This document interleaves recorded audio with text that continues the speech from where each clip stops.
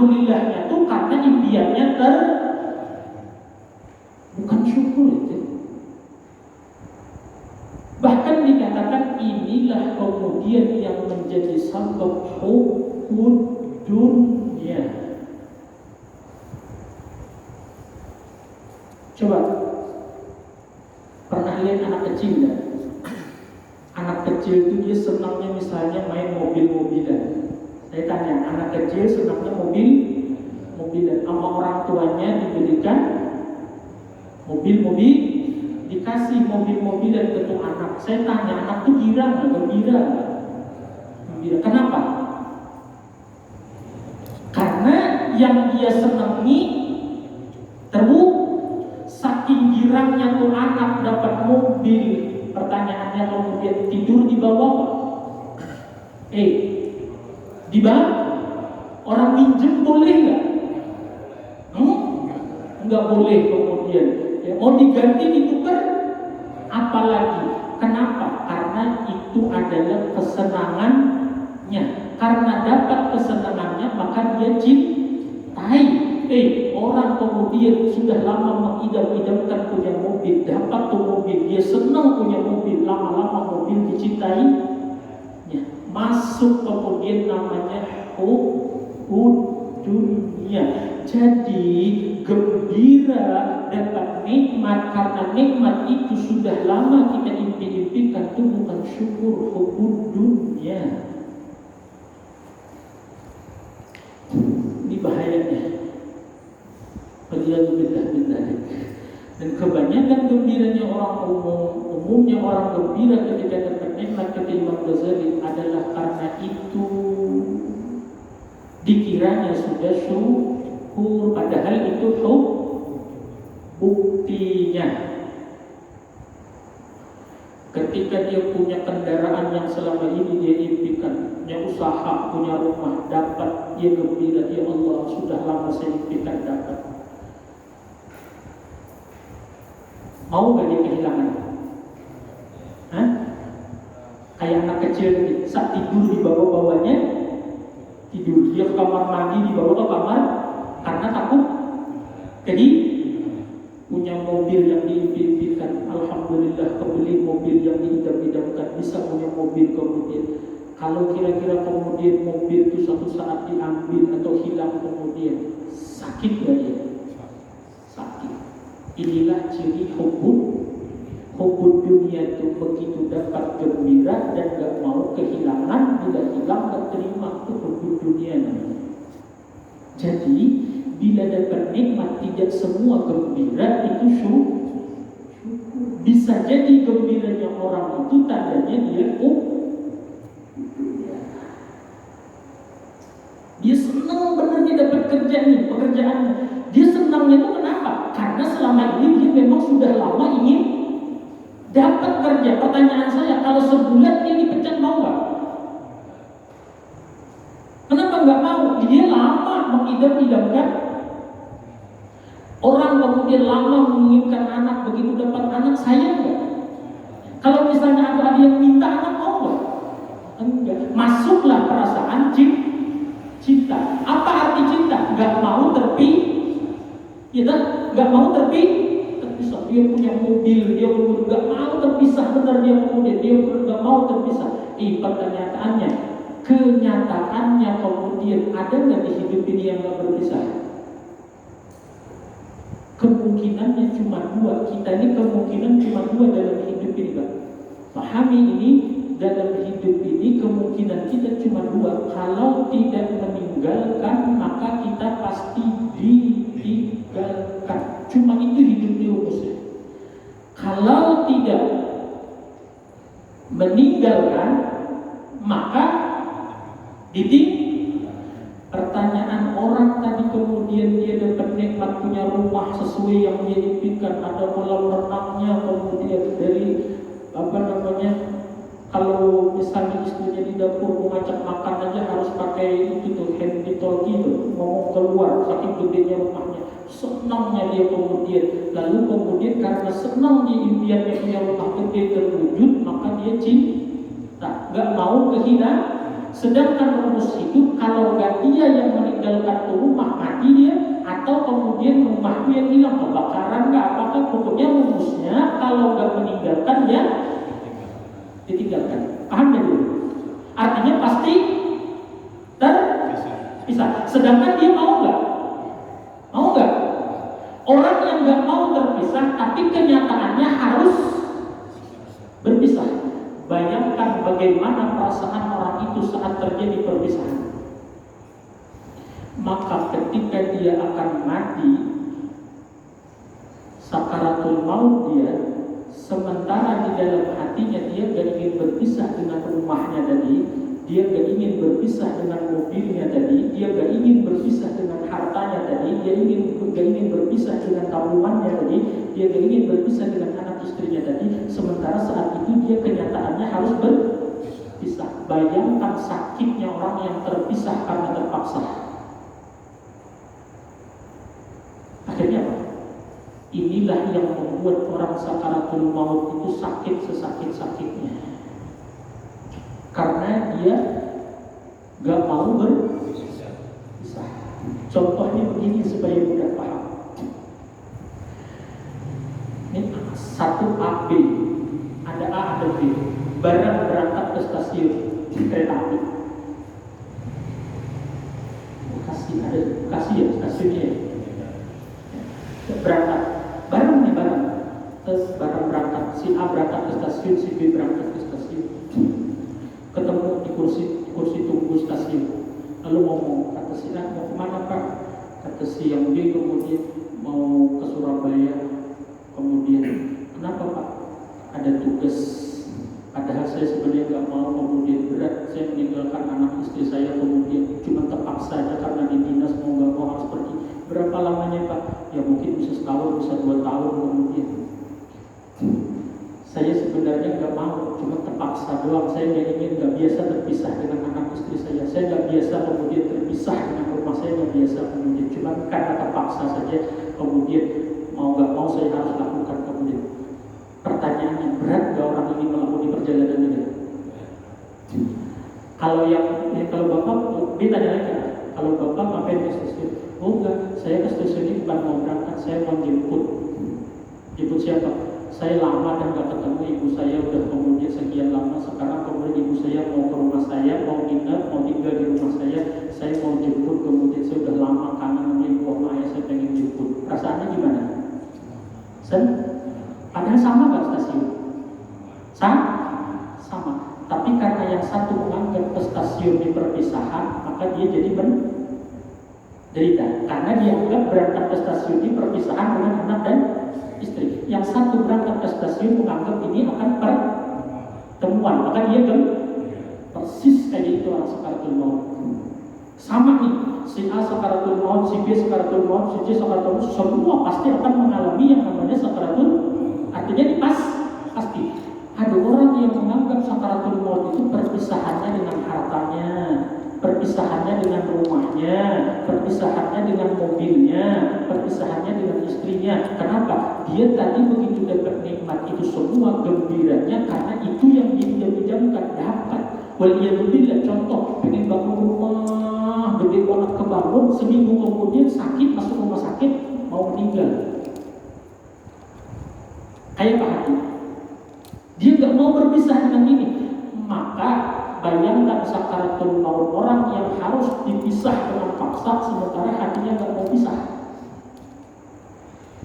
Paham nggak?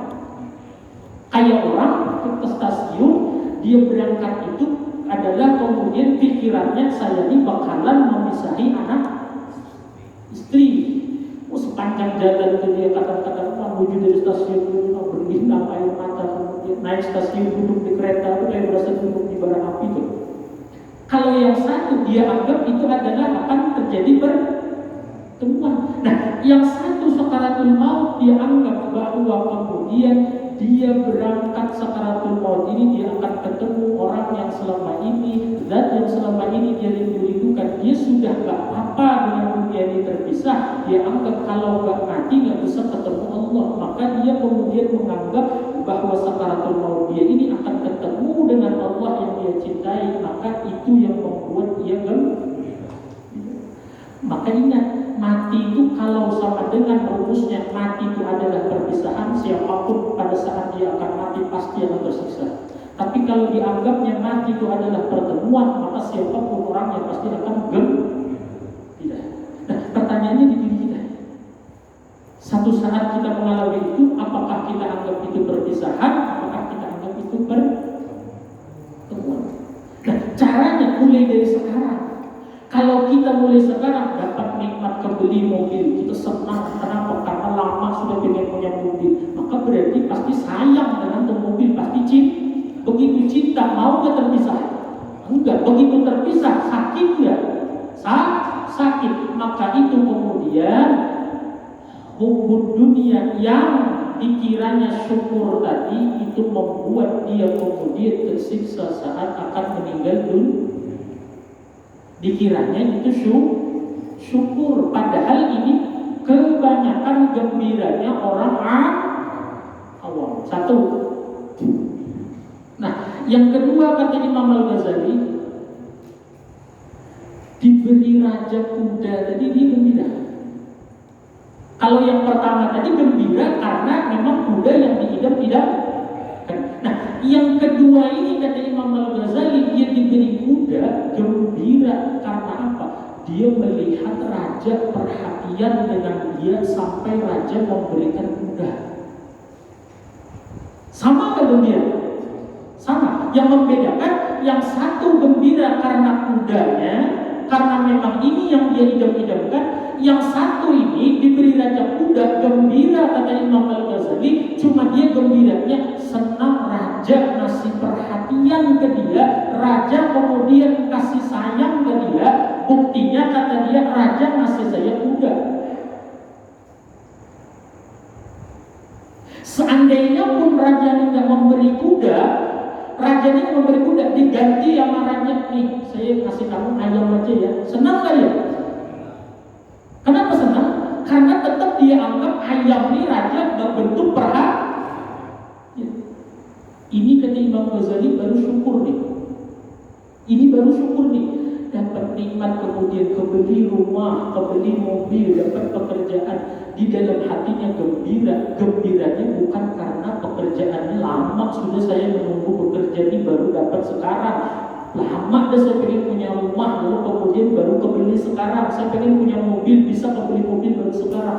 Bukan karena dia lama sudah mendamba-dambakan lalu tercapai di gembira, enggak. Dia ingat ketika kemudian dia bisa kebeli kendaraan, mobil, rumah dan pekerjaan.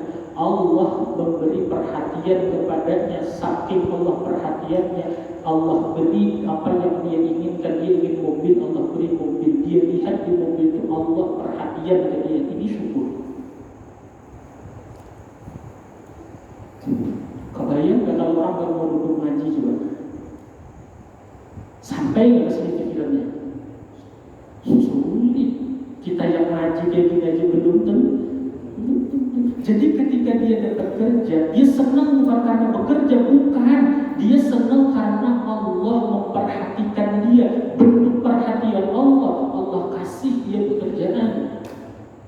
Dia senang mendapat mobil bukan karena mobil itu yang dia cita-citakan, bukan. Dia lihat karena Allah perhatian, Allah sayang ke dia. Buktinya Allah sayang, Allah kasih saya kemudian bisa beli mobil. Maka kemudian gembiranya orang bersyukur kata Imam Al-Ghazali adalah gembira karena senang dengan perhatian Allah. Paham tak bedanya? Kalau yang pertama tadi kemudian sama-sama dapat mobil, yang kedua mobil, yang pertama gembira karena mobil ini yang diimpikan. Ganti dengan yang lain mau nggak? Enggak. Karena ini yang tidak. Walaupun misalnya yang ngasih misalnya mustahil itu bukan Allah, dapat dari mana kamu mobil itu dia nggak peduli karena yang dia utamakan adalah mobil yang diimpikan. Paham nggak? Yang pertama dapat kuda dari raja, gembira kemudian karena memang lama sudah pengen punya kuda. Siapapun yang memberi sekalipun selain raja, dia gembira gak tetap? Gembira. Yang kedua ini kemudian dia diberi kuda oleh raja, dia gembira. Kenapa? Karena raja perhatian perhatian, raja perhatian. Kalau yang dikasih raja bukan kuda, ayam gembira gak dia? Kalau yang pertama tadi dikasih bukan kuda, dikasih ayam, gembira gak dia? Di sini bedanya. Paham nggak maksudnya? Syukur itu di sini, Pak. Syukur itu kita gembira, Allah masih sayang ke saya, padahal saya banyak maksiat, ibadahku kadang banyak kurangnya jauh, kemudian banyak cacat di mana-mana ibadah, tapi Allah masih sayang. Buktinya sampai saat ini masih Allah kasih sehat saya. Allah sayang, Allah perhatian ke saya. Dia gembira bukan karena sehatnya, tapi karena perhatian Allahnya dia gembira.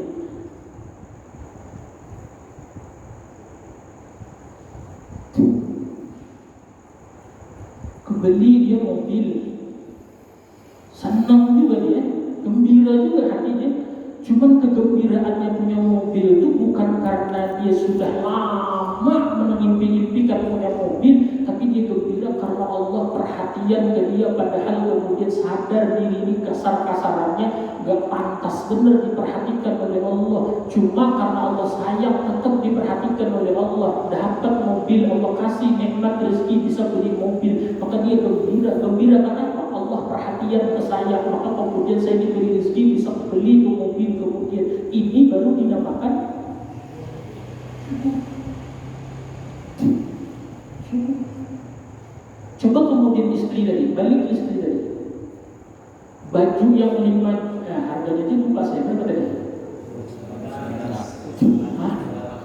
Hafal ya? Saya nyebut aja lupa. 5 juta, 2.500.000. Potongan muka mau juga ya. 2.500.999. Kalau kira-kira kemudian diganti bajunya tuh kemudian dengan yang lain, benda yang lain, kira-kira mau nggak dia? Karena dia memang yang diimpikan baju. Dia nggak peduli perhatian dari suami. Sebenarnya suami perhatian bahwa istrinya senang baju ini dibelikan. Enggak, dia yang senang karena saya dapat baju yang saya impikan. Tapi kalau orang kemudian maaf ya, yang dia gembira itu bukan bajunya, bukan bendanya, tapi perhatian suaminya. Datang suaminya malam-malam pulang dari kerja, tok pintu, bukain pintu, assalamualaikum, masuk. Kemudian bu, ini tadi saya lewat, kemudian nasi goreng. Saya ingat ibu, kemudian takut ibu belum makan di rumah, saya belikan nasi goreng. Padahal cuma nasi goreng, ya kan? Si istri itu gembira, perempuan ini gembira. Gembiranya kenapa? Ya Allah, suami saya perhatian benar ke saya. Kemudian yang dia gembira itu suaminya perhatian, itu syukur. Begitu kemudian dibuka, dilalah, nggak ada telurnya Pak. Mungkin lupa kan apa kok nggak ada telurnya, ada nasi gitu. Suaminya ngeliat, bu, kok nggak ada telurnya? Iya Pak, nggak apa-apa, ini juga nikmatkan lagi lapar. Kenapa bisa ngomong begitu? Dia sadar ini suaminya perhatian, nggak ada telurnya loh. Kalau normal ini marah kan ya? Cuman dia ingat ini suaminya malam-malam masih ingat, kemudian pulang lewat nasi goreng, ingat istrinya di rumah khawatir belum makan, dibelikan nasi goreng, padahal nggak ada telurnya loh Pak. Tetap senang kan ya? Nggak apa-apa Pak, kemudian nggak ada telur juga, kemudian kan masih ada kerupuk, tulisan ambilnya kerupuk. Begitu makan Pak, nggak ada garamnya, hambar. Senang kan ya? Kebangetan juga ya. Ini contoh, maksudnya apa? Pun seandainya nggak kuda yang dikasih, dia tetap gembira karena kegembiraannya bukan karena kudanya, tapi karena perhatiannya.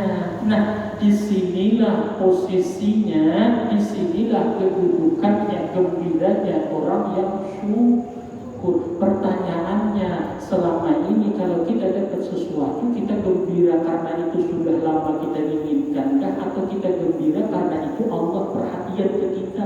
Itu pertanyaan besarnya. Bila kita gembira, ya Allah, lama ada saya pengen beli HP yang harganya 5 jutaan, sekarang kebeli juga walaupun kecil 6 tahun.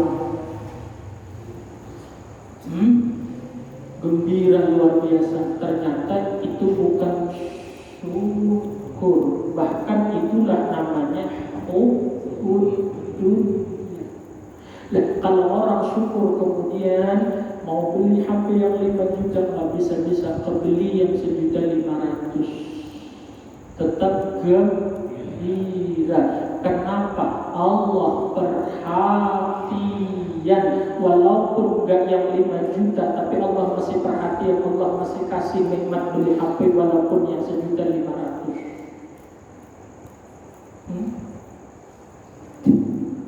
Paham nggak sampai sini? Ya. Kita dapat duit 5 juta, kita gembira, alhamdulillah, kebetulan, kemudian genteng bocor, mau ganti genteng dan lain sebagainya, mau bikin pelapor dan sebagainya. Pas dapat duit, kemudian senang mulut kita, alhamdulillah, pas banget, kemudian mau renovasi dapur, duit 5 juta, kemudian syukur lah. Kurang 1 juta aja dari 5 juta itu, senang gak ya? Ya, 4 juta, kurang 1 juta lagi nih, kalau 1 juta lagi ada, pas ngebeli dapur, tapi cuma 4 juta, ya 4 juta. Padahal 4 juta loh, kurangnya tinggal 1 juta. Dia ngomong apa? Ya, cuma 4 juta. Inilah namanya hukum. Salah-salah, Pak. Gembiranya kita dapat nikmat itu bukan syukur, tapi justru penyakit yang masuk ke dalam hati kita yang namanya tadi hukum. Kalau orang gembira karena perhatian Allah yang kemudian yang penting yang ngasih Allah, mau kasih banyak, yang ngasih siapa? Allah. Ngasih sedikit? Allah. Allah ngasih karena Allah sayang. Bapak kemudian pulang-pulang ngaji, kemudian ke rumah coba ya ngaji nih, ngaji capek banget kayak gini, kemudian sambil ngantuk-ngantuk, sambil tidur-tidur, kemudian pulang ke rumah, istrinya nanya, capek ya Pak ngaji ya? Sini Pak duduk sini, kemudian mana minum kopi nggak Pak? Diberi datangkan kopi, kemudian duduk, Bapak kemudian dibikinin kopi, kemudian begitu minum kopi itu ternyata bukan gula, garam Pak. Seneng nggak? Kalau seneng nggak Bang? Paham nggak maksudnya ini? Ya, ngerti kan? Saya nggak kebayang orang hidup nggak mau ngaji, saya nggak kebayang. Nggak kebayang saya. Makanya alhamdulillah itu diucapkannya gampang. Tapi syukurkah itu? Belum tentu. Dia sadar mau kasih banyak yaitu perhatian Allah, kasih sedikit yaitu perhatian Allah. Maka dia tetap gembira. Karena tetap gembira. Sekalipun gak dikasih pun dia tetap gembira. Gak dikasih pun dia gembira. Minta, ya Allah, itu motor udah bikin susah banget ya Allah, pegel hari-hari ya Allah. Bukan saya yang naikin dia, saya yang banyak muncul dia ya Allah. Sampai curhat ke Allah di motor ini kan. Mana tiap bulan ya Allah minta jatah ke motor kayak gini mudah aja ya Allah, kayak gitu sama Allah, kemudian ganti ya Allah, ganti curhat tadi ke Allah, ya Allah kapan ganti ya Allah, nggak ganti. Tapi karena dia kemudian yang dia lihat perhatian Allah, yang bukan kemudian karena bendanya, kemudian dia sadar jangan-jangan saya minta ganti motornya kayak anak kecil minta mainan pisau ke ibunya. Ada anak kecil, dia melihat pisau, dia minta ibunya, Bu, saya mau main ini, saya mau pinjam ini. Nangis si anaknya sampai ngejerit-jerit, kemudian pengen ngambil tuh pisau, pengen dia jadikan mainan. Pertanyaannya, kalau ibunya sayang dikasih nggak? Kenapa? Kalau Allah nggak ngasih apa yang kita pinta, jawabannya adalah bisa jadi yang kita pinta itu pisau, Pak. Kalau Allah nggak ngasih, kalau ibu tuh nggak ngasih pisau, sayang nggak? Perhatian nggak? Harusnya anaknya terima kasih nggak? Persis kok kayak gitu kalau kita minta, ya Allah rezeki yang halal, yang banyak berlimpah ya Allah, nggak berlimpah-limpah, nggak banyak-banyak. Tetap saldo dari minggu kemarin, kemudian nggak naik-naik, no, banyak banget maunya, nggak ada satu-satunya. Kemudian tetap nggak Allah kasih. Kalau orang kemudian senangnya bukan karena bendanya, dia akan tetap mengatakan, ya Allah perhatian, makanya saya bisa jadi yang saya pinta ini pisau. Kata Allah nih, kalau disuruh ganti mobilnya ini dapat jadi mobil yang baru, keluaran terbaru, tuh mobil bakalan pernah ke masjid atau motor. Kalau motor putih, alhamdulillah subuh namanya juga motor putih. Kalau begitu motor baru, dibawa subuh gelap-gelap, pikiran udah mulai berubah nih. Ini ya kan? Salat subuh, imam kemudian bacanya Yasin. Di imam goblok benar subuh Yasin, karena motor saya nggak kunci leher lagi, cuma kunci biasa. Itu baru 3 hari beli, mama mikir. Imamnya kemudian ngomong, bodoh nih, pokoknya Yasin kata imamnya. Rupanya ada kontak batin kali. Ke bawah nggak subuh? Saya sering nanya, ini sendal nih, ini sendal karpet, ini sendal jepit, yang sering ke masjid yang mana? Kalian jujur ya? Jepit kan? Jadi kalau kita minta, ya Allah karpet, ya Allah karpet, ya Allah, ya Allah karpet, kata Allah bakal bakalan bawa ke masjid dulu, udah jepit aja udah. Paham tuh maksudnya? Ya. Kadang-kadang yang kita minta itu bukan kemudian kita minta yang baik, kita minta pisau. Kalau Allah nggak ngasih, kalau kita gembira karena perhatian Allah, harusnya kemudian kayak anak tadi. Ibu saya kemudian nggak mau ngasih pisaunya karena saya nggak dikasih sampai saat ini nih. Ya Allah kerjaan, ya Allah, ya Allah kerjaan, ya Allah, ya Allah kerjaan, ya Allah. Kata Allah kemudian nggak dikasih kerjaan, dan kadang-kadang sholat subuh 6:30, apalagi dikasih kerjaan, gitu kan. Nggak dikasih sama Allah sampai sekarang. Jangan-jangan saat ini kemudian masih jadi tapi anak yang songong, ibu mah kelewatan, ibu mah jahat, ibu mah gak sayang, orang mau main pisau aja kagak boleh. Kenapa? Gak paham. Jadi ketika orang gembiranya karena Allah perhatian, dikasih banyak syukur, senang, dikasih sedikit senang, gak dikasih pun bisa berusaha senang. Kenapa? Tetap sangka baik. Jangan-jangan yang diminta ini adalah pisau, atau kalau yang dia minta api. Anak kecil dia mau minta apa tuh? Korek itu buat dia minta. Ya ibu yang sayang gak bakalan dikasih. Mau nangis kayak apa pun gak bakalan dikasih. Kalaupun dikasih, nanti dikasihnya pisau mainan atau korek-korek mainan kemudian ya. Kenapa? Karena ibu ini perhatian. Ya, anak saya kalau dikasih api bahaya, anak saya kalau dikasih pisau bahaya. Kata Allah, ini kalau dikasih duit banyak nih kemudian malam Kamis kemudian bisa lewat terus ke masjidnya. Lewat itu kan menujunya ke arah-arah. Tapi itu bukan di sini, bukan. Ya, bukan karena di sini memang gak ada yang duit banyak, nggak ada. Paham kan? Jadi kenapa kita mesti milih yang banyak kita senang, sedikit kita sakit, susah hati? Kenapa? Karena kita belum nemuin apa yang sebenarnya syukur. Perhatikan, saya ulang lagi, yang pertama orang gembira itu karena benda yang dia dapat itu yang diimpi-impikan. Ini hukum dunia. Yang kedua, orang gembira bukan karena bendanya, tapi dia lihat di situ perhatiannya Allah. Saking Allah perhatian yang kemudian selalu Allah masih yang terbaik. Nah, yang ketiga kata Imam Al-Ghazali, orang kemudian dia dapat kuda ini paling sempurna syukurnya nih. Kalau yang pertama tadi bukan syukur, yang kedua kemudian syukur, yang ketiga kata Imam Al-Ghazali ini yang paling sempurna syukurnya. Dia diberi raja kuda, dia gembira bukan karena kudanya, bukan. Dia gembira bukan karena perhatian Allah ke dia, bukan perhatian raja ke dia, bukan. Dia gembiranya adalah kemudian dengan kuda ini dia bisa menyenangkan hati raja. Kalau raja manggil, dia cepat bisa datang dengan memakai kuda itu kepada raja. Senang raja karena dia begitu dipanggil langsung datang kemudian. Maka raja senang, itulah kesenangan dia. Paham tak?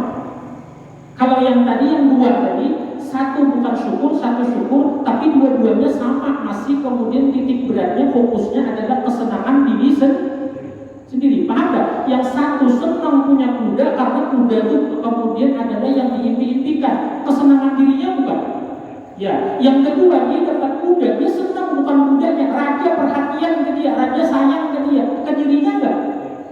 Yang ketiga ini dia beda sendiri, bukan kesenangan dia yang membuat dia senang, tapi kemudian kesenangan raja yang bikin dia senang. Begitu dia dikasih kuda dalam otaknya, dalam pikirannya, dalam hatinya, saya dengan kuda ini bisa menyenangkan raja, senang saya bisa menyenangkan raja. Kayak orang tua masih anaknya motor. Orang tua ngebeliin anaknya motor, dibelikan motor, kemudian si anaknya senang bukan karena motor dia pengen lama sudah pengen punya motor lalu bisa dibelikan orang tua, dia bukan itu sebenarnya. Oh, ini anak kelas tinggi nih.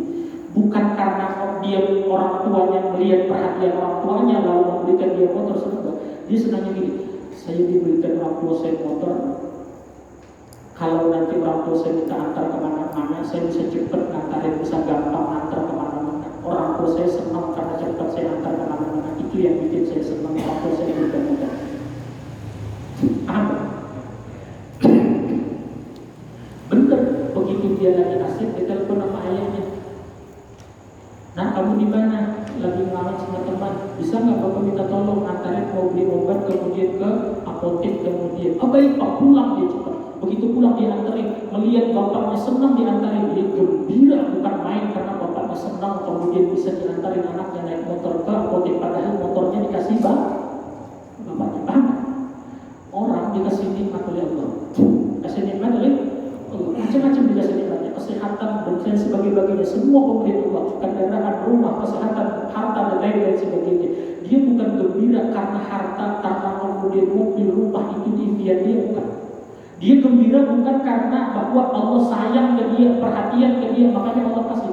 Dia gembiranya begini, dengan adanya saya mobil ini, saya bisa lebih mudah ibadah kepada Allah, biar Allah ridho ke saya. Kalau Allah ridho ke saya gembira, itu kegembiraan saya. Syukur yang paling sempurna nih. Dapat dia nikmat sehat daripada Allah. Dia bukan gembira karena memang sehat itu dambaan semua orang, karena impian semua orang. Gak ada orang yang mau sakit memang pengen sehat, bukan itu dia gembiranya, bukan. Atau bukan karena Allah sayang ke saya makanya saya masih dikasih sehat, bukan. Dia senang kemudian dengan sehatnya saya bisa lebih lagi menjalankan perintah Allah, lebih mudah lagi ibadah kepada Allah, biar Allah ridho, Allah senang ke saya. Kalau Allah ridho ke saya senang. Jadi yang dia senangi adalah ridhonya. Paham bedanya? Ini syukur yang paling tinggi sudah. Jadi dia melihat mobil itu, dia mikir kayak apa mobil supaya kemudian mendatangkan ridho Allah ke saya. Dia punya rumah, kayak apa caranya supaya rumah ini mendatangkan ridho Allah ke saya. Dengan sebab Allah memberi saya rumah, kayak apa caranya supaya dengan rumah ini Allah ridho ke saya. Kalau Allah ridho, baru saya senang kemudian. Kesenangannya adalah kesenangan Allah. Kalau Allah senang, baru dia senang. Berarti ke dia enggak fokusnya, fokus senangnya? Enggak, ke Allah. Ini kata ulama syukur yang paling sempurna.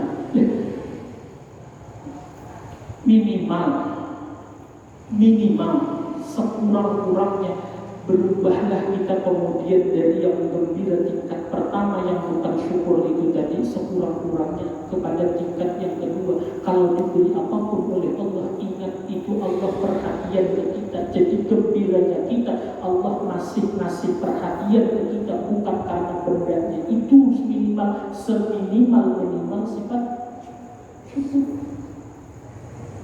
Ya, setidak-tidaknya yang kedua inilah kemudian ya, kalau memang maaf sama-sama kita rasanya masih jauh untuk tingkatan yang tadi, seminimal kita dapat nikmat apapun daripada Allah, sekalipun nggak dikasih sesuai dengan apa yang kita inginkan, maka berusahalah melihat bahwa di dalamnya itu ada perhatian Allah. Maka gembiranya kita karena Allah masih perhatian. Inilah seminimal syukur. Ini unsur yang kedua dari sifat syukur, yaitu hal keadaan hati gembira. Tapi gembira yang macam apa? Gembiranya bukan karena segala yang dia dapat adalah yang dia impi-impikan. Hati-hati, Syaitan itu sampai bersumpah, wala tajidu aktsarahum syakirin, wala tajidu aktsarahum syakirin. Kata setan, aku sumpah ya Allah, nanti aku halang-halangi hambamu itu sampai gak banyak nanti hambamu yang bersyukur. Makanya kemudian dibikin oleh syaitan sama-sama senangnya. Sama-sama senangnya kemudian, sama-sama gembiranya. Padahal ada yang satu gembira hukum dunia, yang satu gembiranya memang benar-benar karena syukur. Dan anehnya, kebanyakan orang awam gembiranya bukan syukur, tapi gembira yang hukum dunia.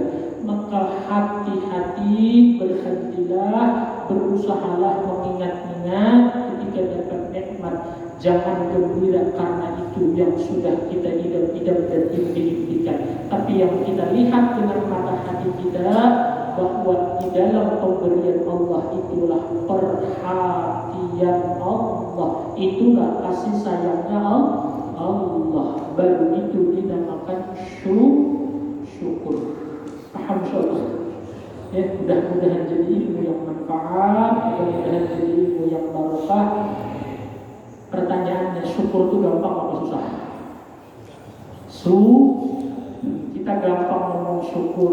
Kalau nggak tahu ilmunya, dikira syukur padahal jauh dari syukur. Mudah-mudahan kita yang sudah belajar ini dimudahkan pula oleh Allah dengan taufik dari Allah, sampai kita benar-benar bersyukur tingkatan yang kedua. Insyaallah mudah-mudahan mulai sadar, mulai paham kita bahwa segala sesuatu itu harus ada ilmunya. Segala sesuatu harus disertai dengan pemahaman. Dengan pemahaman itulah kita bisa mengamalkan sesuai dengan yang diinginkan oleh Allah, sesuai dengan yang dicontohkan oleh baginda Nabi Sallallahu Alaihi Wasallam. Di antaranya adalah contoh bagaimana bersyukur. Ternyata bersyukur itu kemudian bukan sesuatu yang sangat-sangat mudah seperti yang kita bayangkan selama ini. Mudah-mudahan Allah Subhanahu Wa Taala jadikan kita orang yang ikhlas. Allah Subhanahu Wa Taala jadikan kita orang-orang yang istiqamah di dalam menuntut ilmu, di dalam taat ibadah kepada Allah Subhanahu Wa Taala. Dan mudah-mudahan Allah Subhanahu Wa Taala memurahkan nikmat terbesar dalam hidup kita, yaitu Allah akhiri umur kita dalam keadaan husnul khatimah, dalam keadaan husnul khatimah. Wassalamualaikum warahmatullahi wabarakatuh. Wa ila hadratin Nabi al